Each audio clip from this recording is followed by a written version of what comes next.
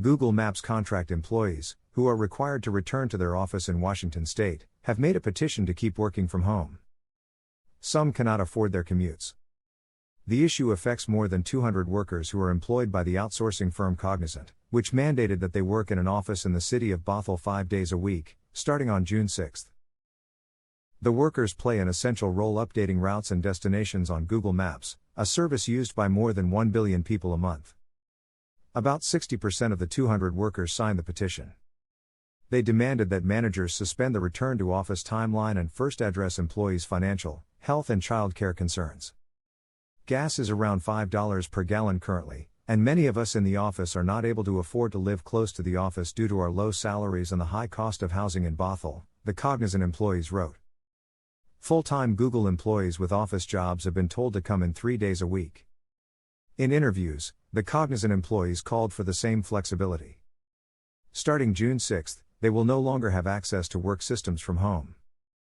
The policies highlight disparities between Google's direct employees and contractors. Google is estimated to have well more than 100,000 temporary, vendor and contract workers who spend their time on Google projects, but officially work for other companies.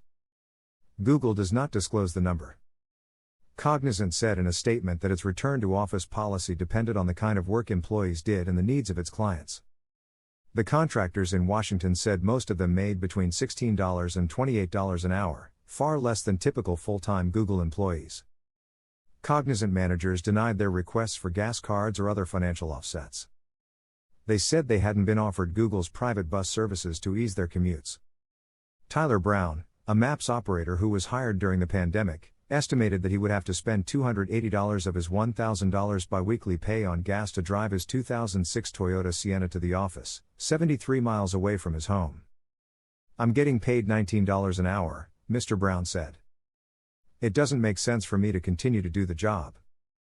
He plans to quit if the return to office plan goes ahead. William Hauser also said he was wary of a long, expensive commute. His 100-mile round trip each day would take more than 4 hours total. He started the job in April 2021, 13 months after Google closed its offices. The Cognizant employees expressed other concerns. Some employees are afraid of contracting COVID-19 in the office. That's of particular concern to Shelby Hunter. He said his bosses had told him that the return to office plan had no medical exemptions. "It just feels like I've been disrespected." Here is a comment from Reddit. "Why companies have all of a sudden decided that returning to work is an absolute business necessity after not missing a beat being fully remote for the last 2 years is beyond me." Also, about these contracting firms, their employees are making $18 an hour and I can guarantee you they're billing Google $150 per hour for those employees. Here is a comment from Hacker News. Hiring people at remote distances, 100 miles away, during the pandemic was going to cause this policy to be a mess.